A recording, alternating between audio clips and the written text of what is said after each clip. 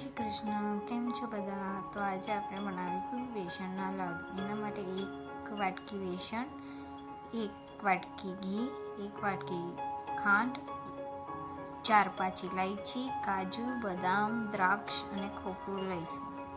હવે આપણે ફૂલ ફ્લેમ પર થોડીવાર બેસનને ભૂનશું.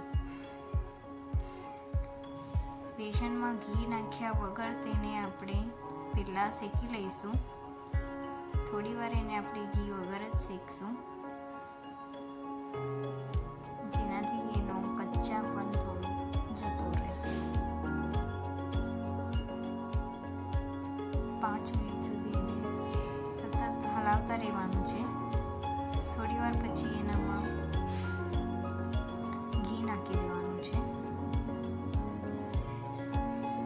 મેં 1 વાટકી ઘી લીધું છે ઘરનું.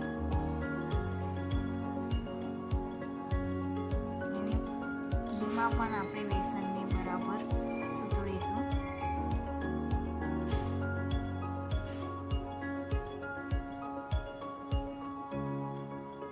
ઘીમાં બેસન આ રીતે જ્યાર સુધી તે બરાબર શેકાય નહીં ત્યાર સુધી એને આપણે શેકાવા દઈશું. નહીં તો તેનામાં થોડુંક કાચું પણ રહી જશે અને ખાવામાં બેસન જેવા લાગશે.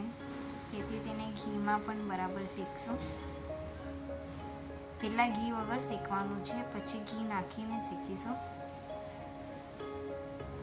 આ રીતે શીરા જેવું ટેક્સચર થઈ જાય ત્યાર સુધી તેને ઘીમાં બરાબર શેકીશું.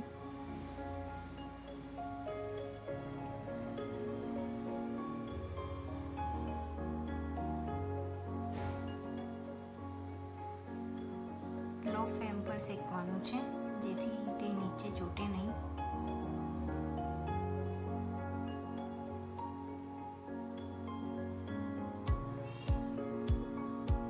હવે આ શેકાઈ ગયું છે. હવે તેમાં આપણે ઇલાયચીનો પાવડર મેં નાખ્યો છે અને સુગર નાખી દઈશું.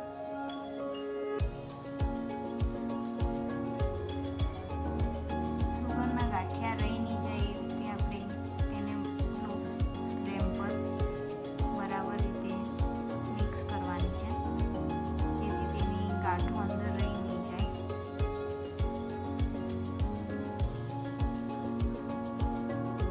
લો ફ્લેમ પર જ કરવાની છે, જેથી નીચે ચોટે નહીં.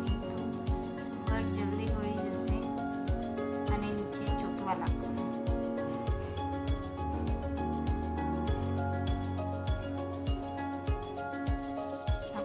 આખી ખાંડનો પણ ઉપયોગ કરી શકતા હતા, પણ એ જલ્દી ગળતી નથી.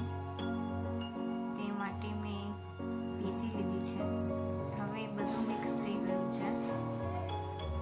ગેસ બંધ કરી દઈશું અને એને બરાબર આપણે મિક્સ કરી લઈશું. હવે એક થાળીમાં બધું મિશ્રણ કાઢી લઈશું અને થોડીવાર ઠંડુ થવા દઈશું.